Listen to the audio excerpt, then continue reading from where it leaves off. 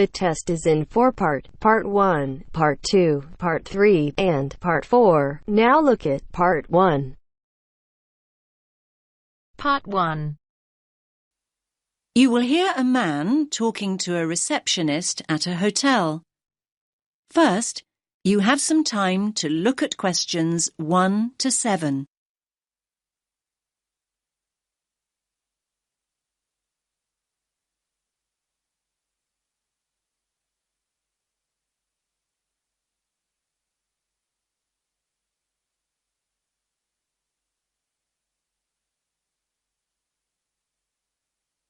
Listen carefully to the first part of the conversation and answer questions 1 to 7.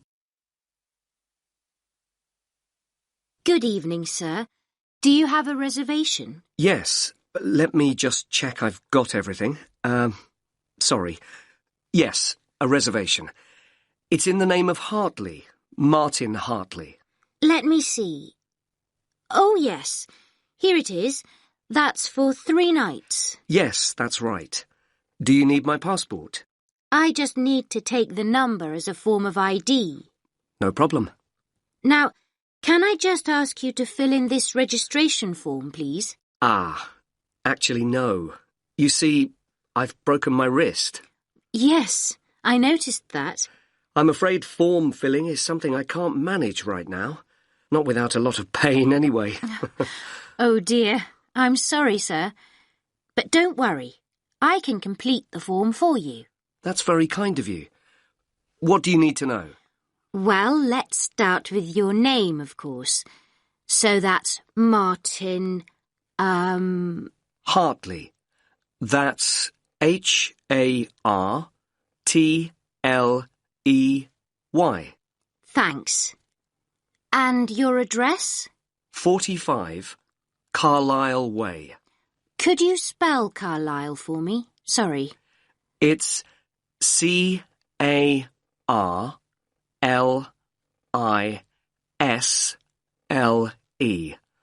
You don't pronounce the S. Carlisle Way. And that's in Lewes. Lewes.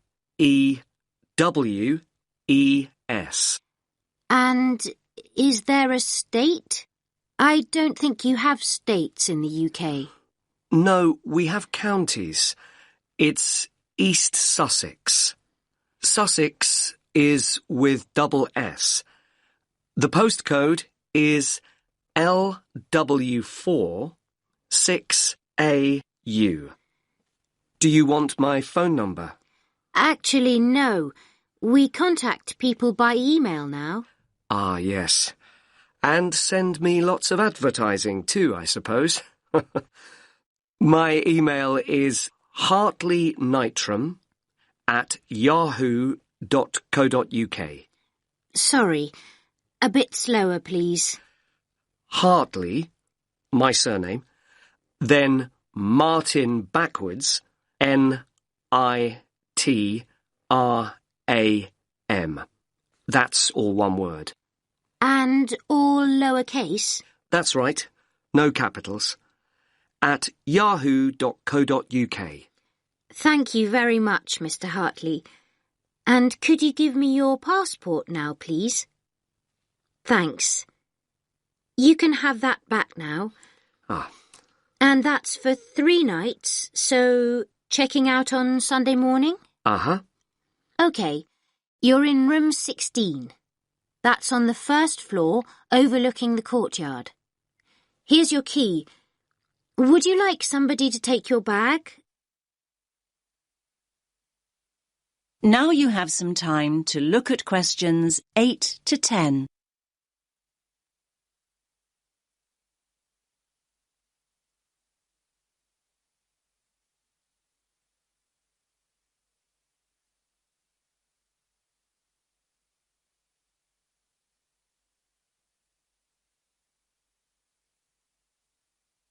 Now listen to the next part of the conversation and answer questions 8 to 10. Do you have a map I can take? Yes, of course. We've usually got lots of them here. Somewhere. Ah, yes. here we are. Thanks. Could you show me where we are exactly? Let me have a look. Yes. This is our street here, Avenida Constitución. The bigger hotels are marked, so let me just see which one is us. Here. Yes, here. This is Hotel Columbus, just before you get to the museum. I say just before because that's the way most people get here. I mean, coming from the main square where all the buses stop, or from the station. Yes, that's the way the taxi came in from the airport. I thought we drove past the museum, though, just after we went through that big square you mentioned. Ah, you probably mean here. That's actually an art gallery. It's worth having a look round, but the museum's more interesting. I think so anyway. Thanks for the tip. I hope I get time. Right, well, tomorrow I've got to be at the conference centre. They told me they'd put me in a hotel that wasn't too far away. Oh, yes. The conference centre's not too far at all. Let me see. Yes, down here. You can walk there in 7 or 8 minutes. Just cross over the road and go straight down this street here. That will take you towards the newer part of the city. Walk on for a couple of blocks, and then when you get here, you just have to go right a very short distance, and then you'll see the conference centre above the other buildings. It's quite big. I see. That all looks quite straightforward. Thanks very much. My pleasure. Have a nice evening, sir.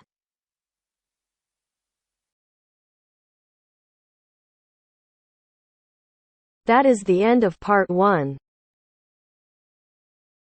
You now have half a minute to check your answers.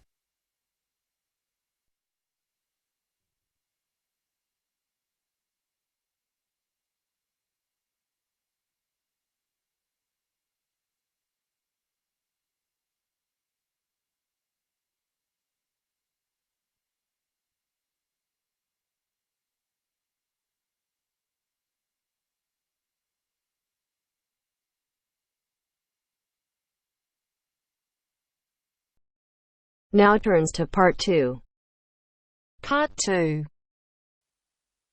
You will hear a man talking about a parliament building. First, you have some time to look at questions 11 to 17.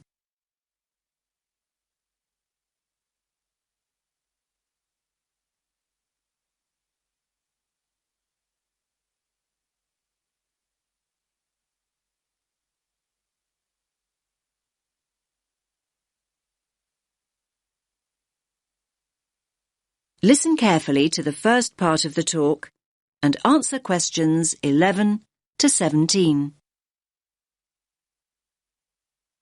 Good morning, everyone. Can you all see and hear me? Good.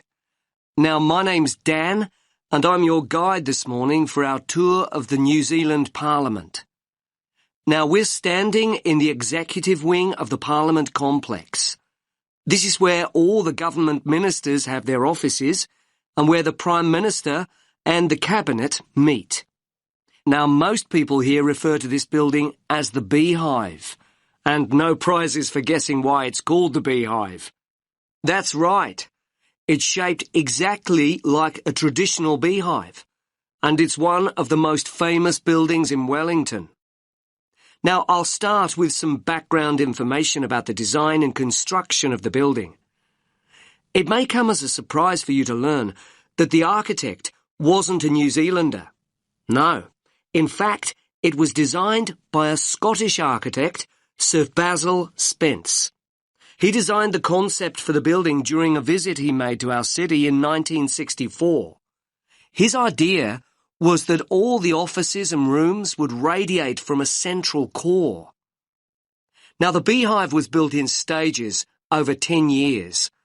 Construction began on building the underground car park and the basement at the end of the 1960s, in 1969. And over the next decade, the remaining floors were constructed. Yes, 1 decade later, in 1979, the first parliamentary offices moved in. Now, as you can see, the beehive is pretty high. In fact, it's 72 metres tall. It has 10 floors above ground and an additional 4 floors below. So that's a total of 14 floors altogether. That means there's plenty of space for the many facilities available to the members of Parliament and ministers to use. These include a small theatre and a television studio. Now, if you'd all just like to follow me, we can make our way inside the building itself. Now you have some time to look at questions 18 to 20.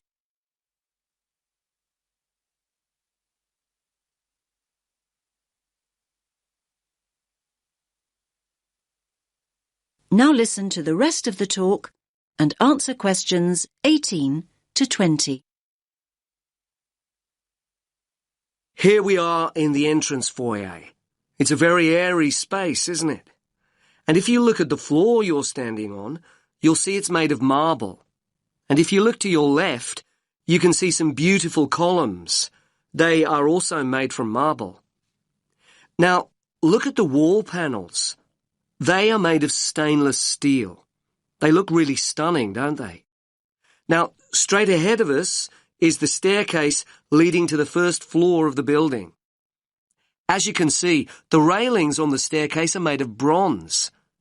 Now let's make our way up this beautiful staircase to the banquet hall on the first floor, and we can admire these beautiful bronze railings on the way. So this is the banquet hall, and as you can see, it's shaped in the form of a semicircle. It's also a pretty big space, isn't it? It's actually a big enough dining room to hold up to 300 guests. Now look at the large mural to your right. It's three-dimensional and shows the atmosphere and sky of New Zealand. And the floor we're standing on is made of wood. It's a native New Zealand timber called tawa. Okay, now let's make our way to the... That is the end of part 2. You now have half a minute to check your answers.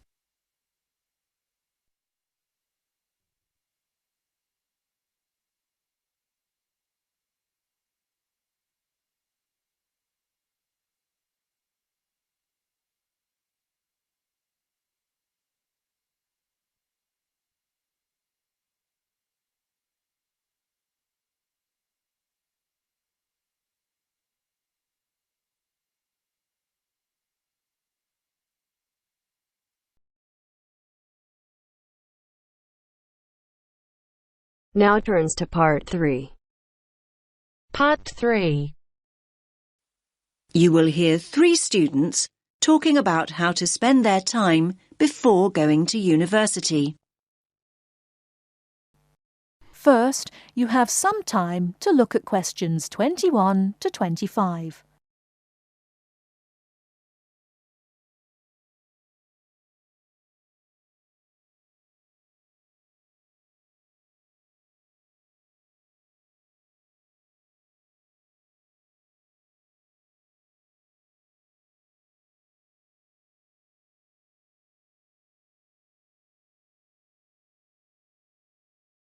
Now listen carefully and answer questions 21 to 25.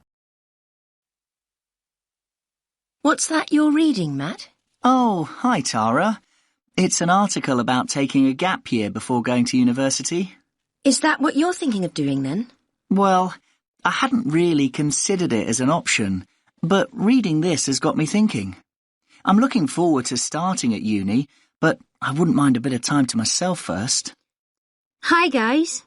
What are you talking about? Hi, Sandy. How's it going? Matt's reading about gap years. He wants to put off going to uni. I think a gap year's a great idea. I'm definitely thinking about it. Are you? What would you do with the year?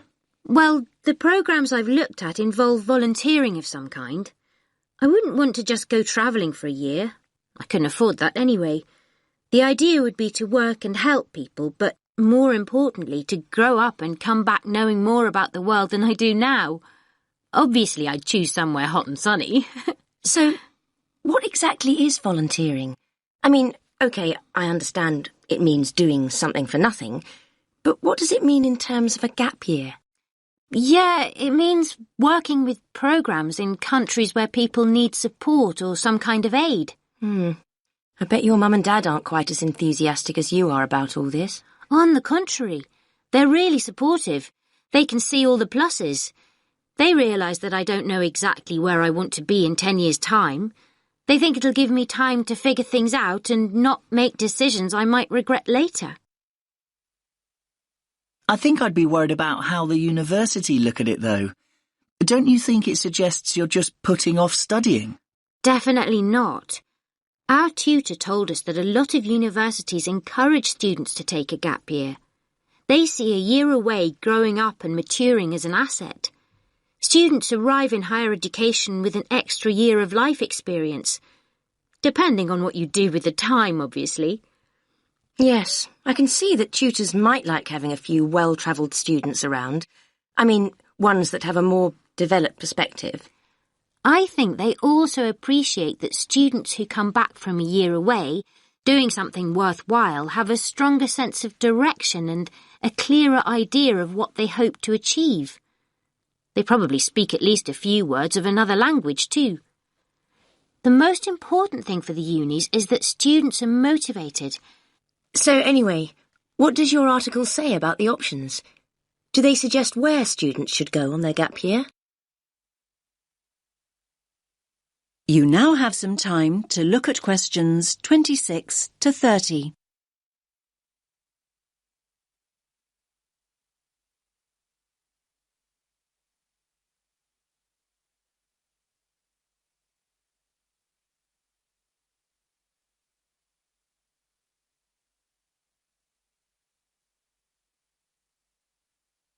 Now listen to the rest of the discussion and answer questions 26 to 30. Well, apparently, Australia's the country where the highest percentage of students take a gap year, and it's the most popular destination for gap year students from other countries as well as Britain. I like the sound of a year in Australia. They say here that there are three main attractions: the abundance of great coast, beautiful beaches, learn to surf, all that stuff. Then there's the amount of time you can spend enjoying outdoor activities, like hiking and loads of sports. And thirdly, the cosmopolitan cities, especially Sydney, which apparently is awesome. It's a great country for young people because there's so much to do. Loads of adventure, and sunshine, obviously. Sounds good to me. Unfortunately, it says here the cost of getting there in the first place can be prohibitive. However you make your way there, it's expensive. Unless the bank of mum and dad help out, that is. Then, look, they also mention various places in Africa, but they single out Ghana. Students can get involved with the construction of new schools or teaching the kids that are already in them. That does sound really rewarding and interesting, I have to say. I guess there's a huge sense of achievement with something like that, and you get fantastic life experience from living in another culture. I think you pick up some real practical skills too. Skills you can bring back with you. Another place I really like the sound of is Nepal. What's the attraction there? Most of the volunteering involves teaching again, and it's that sense of achievement that people are after. They also say, let me read it, students are attracted by the simplicity of daily existence. I think they mean you have to spend a year without your computer and all the rest of it. It's all about going back to basics. So where do people stay? They live on farms or in mountain retreats. I'm not so sure I could manage that. I don't mind hard work, but I like a hot shower at the end of the day. Yeah, I imagine the food's not great either. They do actually say here that one of the things volunteers miss is good food choices. Anyway, there are plenty of other options. Why don't you read the rest of the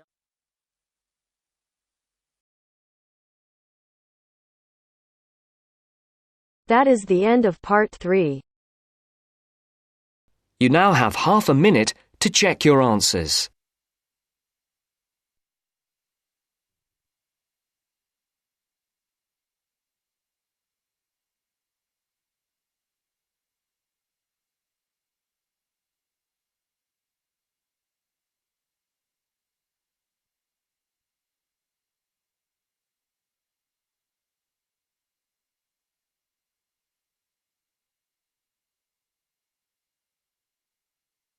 Now turns to part 4.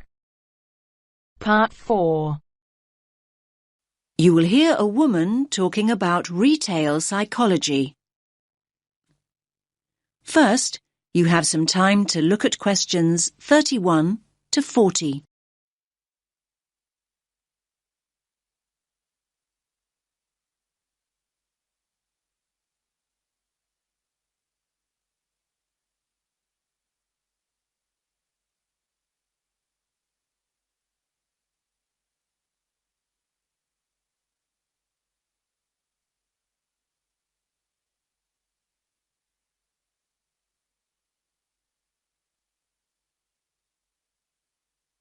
Listen carefully to the talk and answer questions 31 to 40.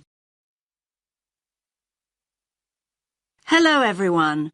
Let's get started on the final lecture in our module on retail psychology. Today we're going to focus on supermarket layouts and how retailers display their products to encourage us as customers to spend as much of our money as possible. It's an interesting topic. Now, most of us don't actually realise that the layout is deliberately designed to make us part with our money. But in fact, millions of pounds are spent on research into the psychology of shoppers and what motivates us to buy. So, let's have a look at an actual supermarket layout. Now, here's the entrance to the store, just here.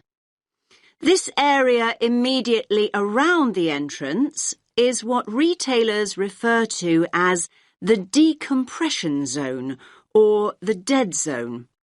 This is where the customers recover from the environment outside. And by that I mean this is where they adjust. For example, the place where they might put their keys in their pockets or take off their sunglasses, these kinds of things. So, what do you notice about this area? It's very empty, isn't it? Yes, it's pretty much clear of stock altogether. This area is not designed or used to sell us anything. Basically, the supermarkets never put any merchandise here because they know that no one's ready to buy yet. However, the retailers want their customers to feel comfortable. If they're in a relaxed state of mind, they're much more likely to stay longer and spend money. Now, let's look back at the entrance again. Now, it's interesting, but we know that 3/4 of us look right, not left, when we go into a supermarket. So, 75% of people. This gives the supermarkets a great opportunity to hit us with promotions and offers.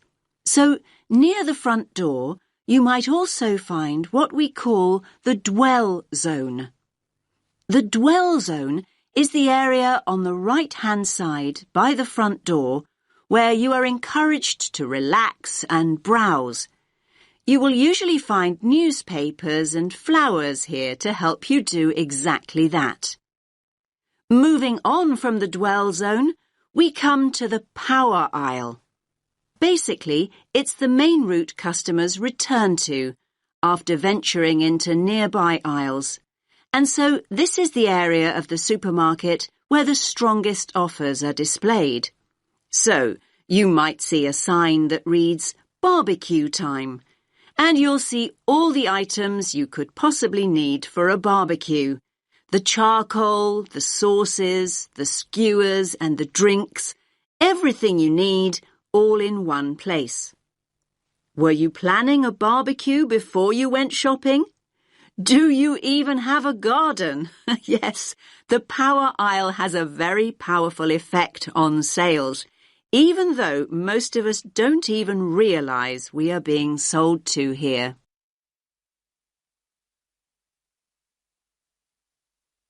Now, let's think about fruit and vegetables for a moment. They're always located towards the front. Now, why do you think this is?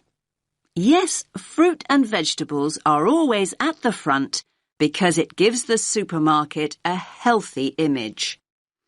And let's think back to flowers and newspapers. We talked about both these items earlier. And yes, they're displayed near the front on the right. Now, they're known as distress goods. Why's that? Well, these are the goods that we often buy in a hurry or on impulse. In other words, these are the items we didn't actually intend to buy at all. But the supermarkets want us to put them in our trolleys even before we start our proper shopping. Now, what about everyday items like bread or milk or cereals? They're always placed right at the back of the supermarket. Yes, in this area here. Again, this is a deliberate strategy by the supermarkets. Basically, they want us to walk through the whole store to get them in the hope we will buy other things on the way.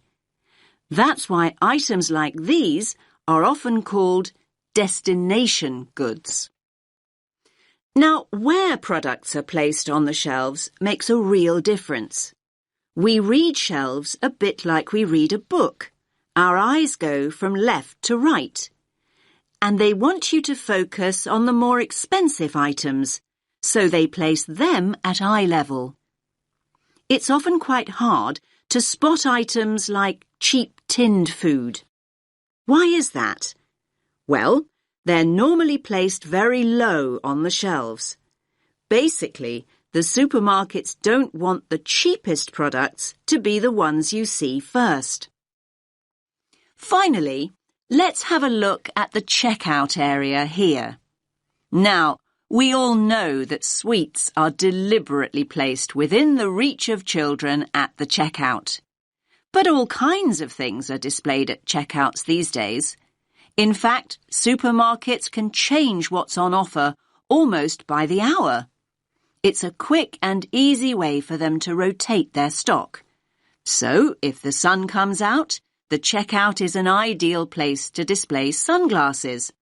And if it rains, umbrellas can be placed there instead. Now, does anyone have any questions?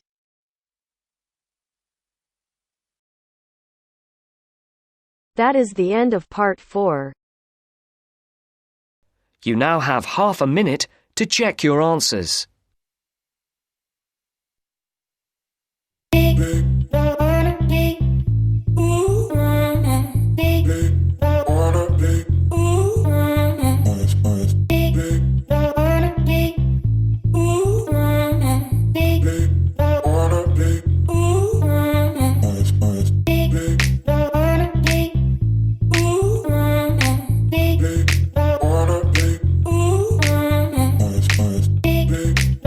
That is the end of the test. You now have 10 minutes to transfer your answers to your IELTS listening answer sheet.